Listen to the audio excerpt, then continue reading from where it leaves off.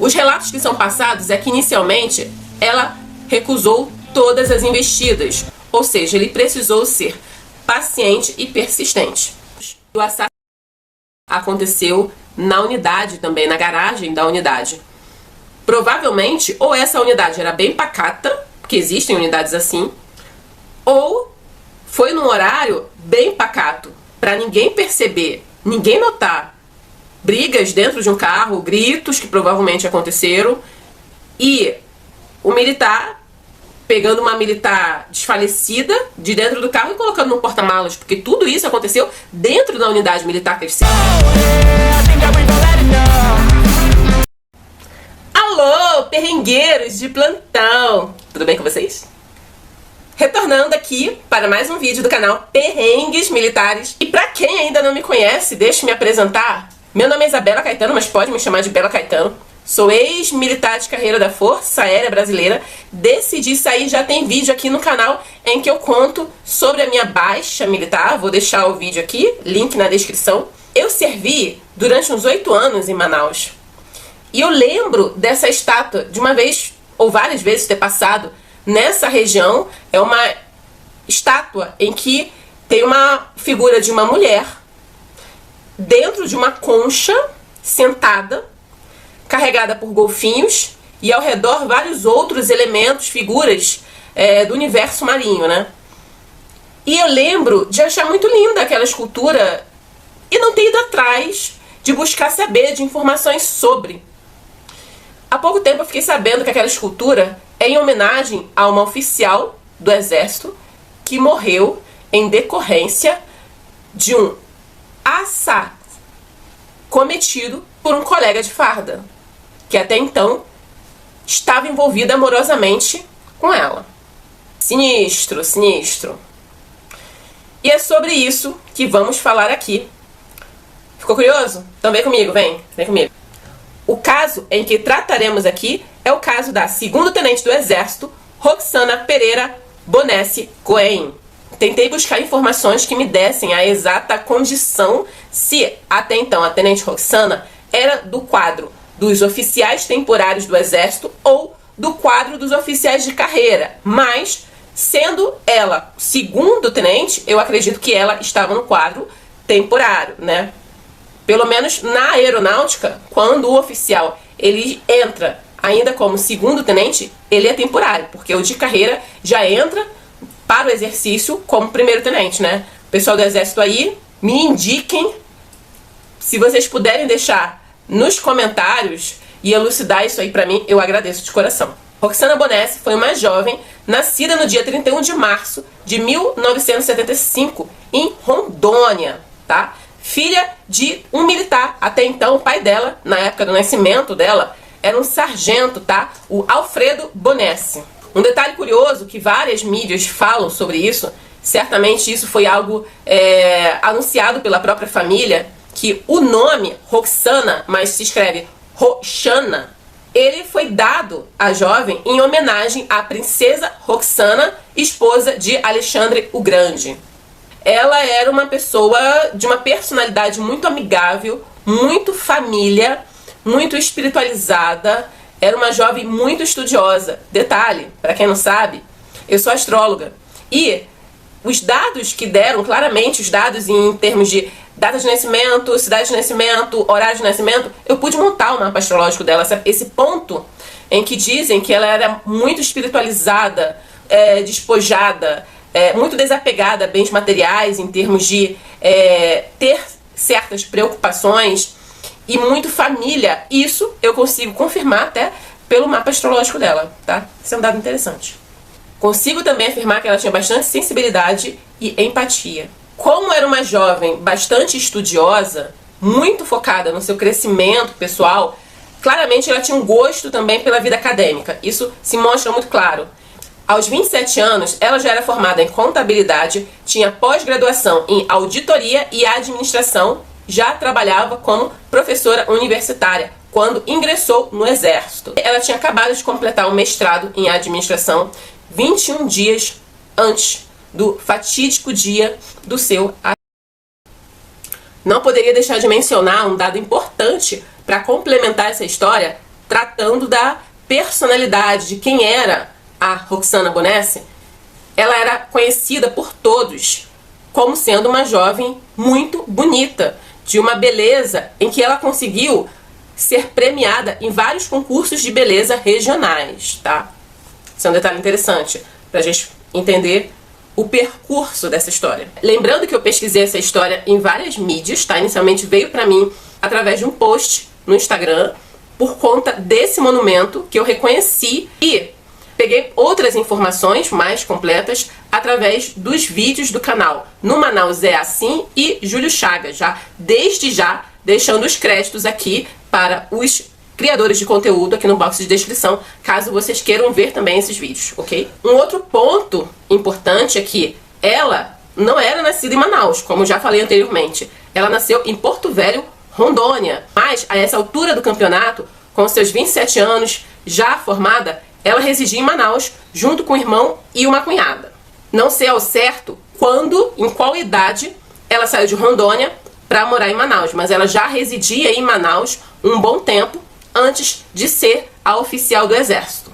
Logo após o ingresso e a formação no Exército, ela foi considerada combatente de selva. Não consigo informar o motivo disso, talvez tenha sido por algum curso, alguma capacitação lá, e na sequência, sendo designada a servir na 12ª Inspetoria de Contabilidade e Finanças do Exército, tá? Antiga IFEX. E ela executava atividades lá voltada à área de formação dela, tá? Contabilidade. E, por uma questão, uma obra do destino, pra quem acredita, né?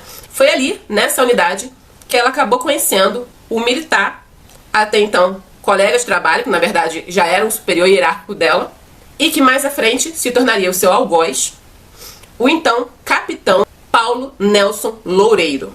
Um detalhe que várias mídias contam é que, mesmo ele sendo casado, esse capitão era considerado na unidade como um mulherengo. Para quem conhece o ambiente das Forças Armadas, o ambiente interno, esse tipo de perfil não é nada incomum, absolutamente nada incomum. E as informações que são conhecidas de todos é que esse camarada, o capitão Paulo Nelson Loureiro, no momento que ele conheceu a tenente Roxana, não era uma jovem que ela chamava a atenção pela aparência. Certamente ele ficou muito empolgado pela presença dela e logo tratou de investir amorosamente para tentar conquistá-la. Os relatos que são passados é que inicialmente ela recusou todas as investidas, ou seja, ele precisou ser paciente e persistente. A verdade é que o convívio, que provavelmente eles trabalhavam juntos, o convívio foi fazendo com que ela fosse tendo uma familiaridade com a presença dele, e ele se beneficiou disso. Através dessa familiaridade e de ganhar a confiança dela, ele conseguiu o que ele queria. E um pouco mais à frente, não se sabe depois de quanto tempo de serviço em que ela já estava naquela unidade, eles começaram a se relacionar.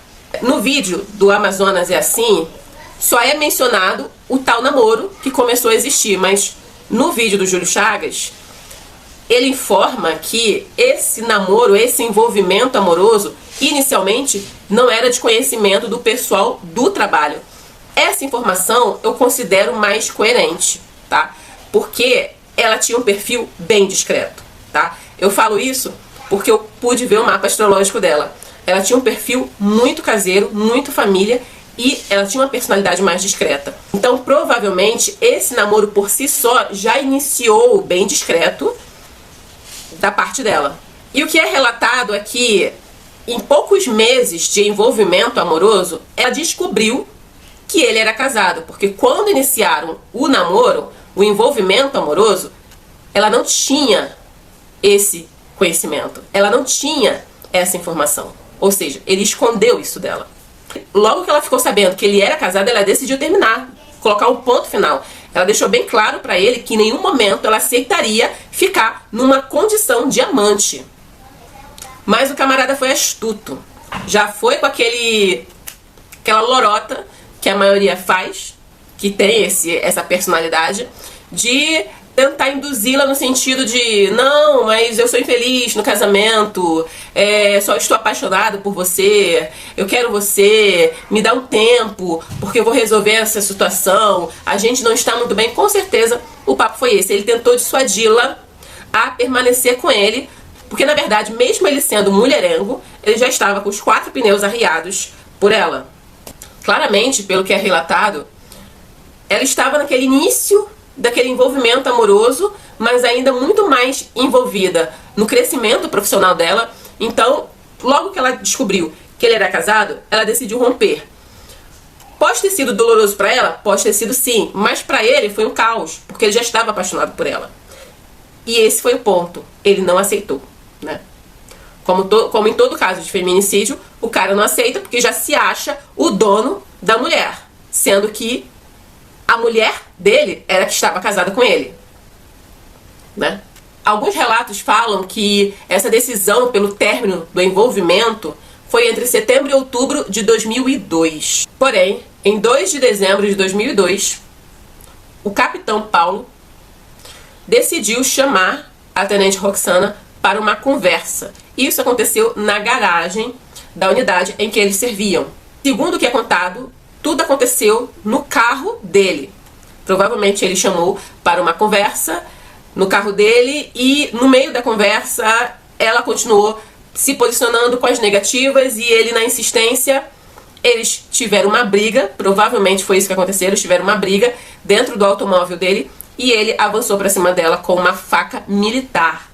Provavelmente ele já estava com essa intenção quando ele a chamou para essa conversa. Na realidade, o que teve ali dentro do carro foi uma briga.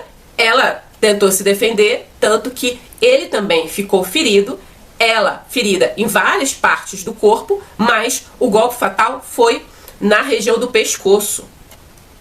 Logo após ele constatar o óbito de Roxana, o capitão pegou o corpo e colocou no porta-malas, na época um Fiat Brava cor cinza.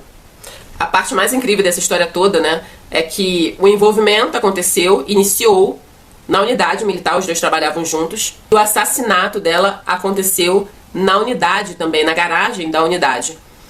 Provavelmente, ou essa unidade era bem pacata, porque existem unidades assim, ou foi num horário bem pacato, para ninguém perceber, ninguém notar brigas dentro de um carro, gritos que provavelmente aconteceram, e o militar pegando uma militar desfalecida de dentro do carro e colocando no porta-malas, porque tudo isso aconteceu dentro da unidade militar que eles serviram.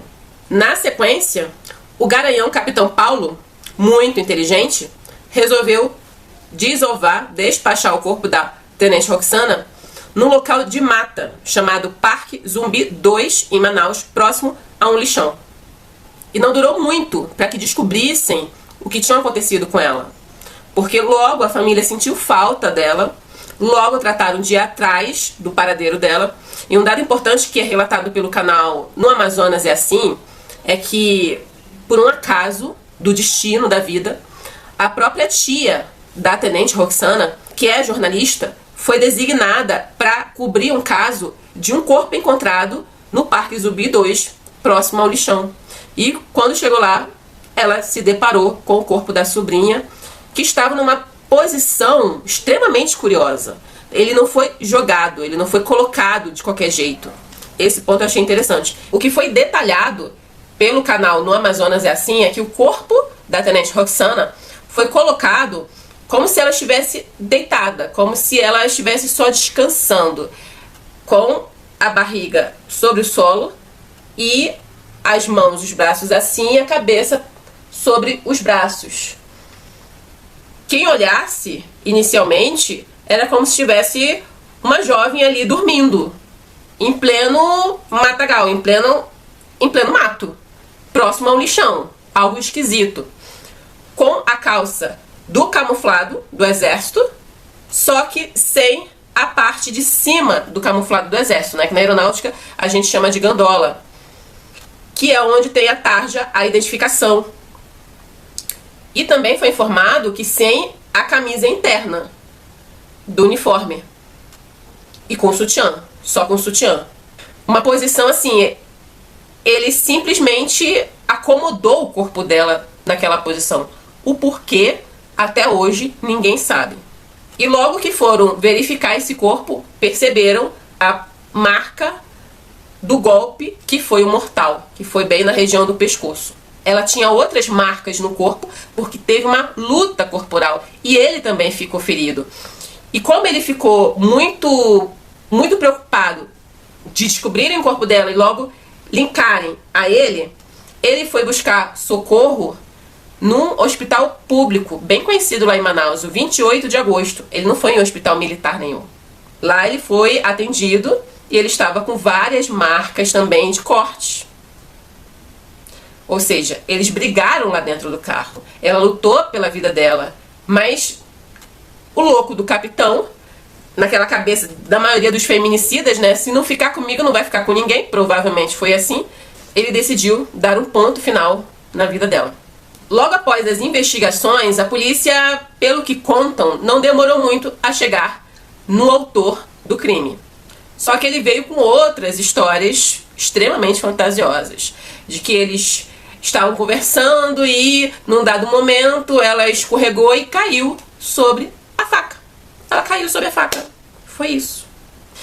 E ele ficou com muito receio do que poderia acontecer, já que ele tinha presenciado tudo. Ele pegou o corpo dela, colocou no porta-malas, levou para o lixão e posicionou o corpo daquela forma e foi embora para casa sem avisar para ninguém. Essa foi a história dele. Quem acreditou, eu não sei. Acredito que ninguém. Após várias investigações e já confirmado a autoria, mesmo que ele não tenha sido um réu confesso, em 2003 ele foi julgado em primeira instância pela auditoria de 12ª Circunscrição Jurídica Militar de Manaus por 15 anos. Esse caso, na época, rendeu, pelo menos em Manaus, rendeu bastante. Gerou muita mídia. O pessoal achando absurdo essa pena. Foi uma pena militar, né? Então, naturalmente, teve um corporativismo, né? É um oficial de carreira. Após muitas reclamações e pedidos, esse caso teve um novo julgamento em 2005. 2005 eu já estava em Manaus, mas eu não fiquei sabendo disso. E a pena foi majorada a 25 anos, usando o argumento de ter sido por motivo torpe, uso de meio cruel, que foi como uma espécie de tortura, e impossibilidade de defesa da vítima, e o fato do crime ter sido consumado com a própria arma, a própria ferramenta militar, essa arma tática militar. Anos mais tarde, em 15 de setembro de 2009, o Supremo Tribunal Militar declarou por maioria de votos que o capitão Paulo Nelson Loureiro era indigno de continuar com seu posto e o mesmo foi exonerado do Exército por desonra. Dessa eu gostei. Dessa eu achei extremamente justo. Ele foi para a inatividade não remunerada. Esse caso se tornou extremamente emblemático nessa época em Manaus e a memória da Tenente Roxana foi perpetuada através de monumentos. Esse monumento, que é o principal, no bairro São Jorge, na Avenida São Jorge, que era onde também ela residia até então, com o irmão e a cunhada. Tem uma avenida em Manaus com o nome dela e duas escolas, uma em Manaus e outra na cidade de Presidente Figueiredo, que é uma cidade, a cidade das Cachoeiras, lá em Manaus, que eu pessoalmente amo muito, amava visitar Presidente Figueiredo. E no local em que o corpo dela foi encontrado, foi colocada uma cruz bem grande, ficou lá por muito tempo, marcado com o nome dela. É informado no canal No Amazonas é Assim que recentemente isso foi retirado, foi depredado, não sabe mais que fim levou essa cruz. Mas recentemente o monumento principal em homenagem à tenente foi revitalizado. Vou trazer imagens aqui que mostram esse anúncio e a imagem, o monumento revitalizado. Curiosamente, a esposa do capitão Paulo ainda segue casada com ele, com um presente de Deus. Ele seguiu fazendo a vida dele com outra atividade, já que ele não recebe mais nada do Exército, tá? Essa informação é do canal No Amazonas é Assim. E é isso, né? Ele acabou com a carreira dele, ele seguiu com a vida dele, A esposa seguiu se submetendo a toda essa situação e no amor eterno pelo presente de Deus. A família de Roxana seguiu lidando com as memórias, com as homenagens. E é isso. Eu achei a história triste. Seria de muita contribuição aqui no canal Perrengue, já que o projeto é trazer histórias do que já caiu na mídia, de babados, de casos criminais envolvendo forças armadas, exército, marinha e aeronáutica. Mas esse caso me chamou mais atenção porque essa homenagem é belíssima, desse monumento da jovem dentro de uma concha, né? Foi provavelmente um pedido da família, né, que era o tesouro deles, né, a joia deles, a pérola deles.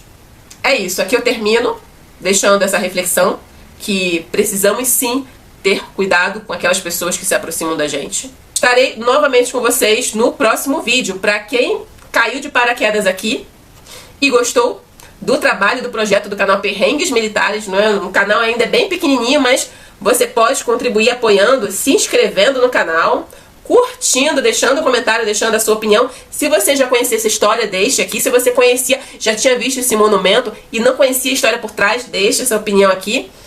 O que você achou desse caso? Quero saber a sua opinião. Compartilhe com aquela pessoa que você acha interessante compartilhar. Fique à vontade de compartilhar nos seus grupos militares de amigos. Ative as notificações, se inscreva e ative as notificações em todas para que você seja notificado dos próximos vídeos. Caso queira me acompanhar nas outras redes sociais, vou deixar aqui o contato, tá? E-mail de contato no box da descrição, caso queira falar algo mais privado. E nos veremos no próximo vídeo deste canal. Espero contar com a presença de vocês. Um beijo enorme. Tchau, tchau.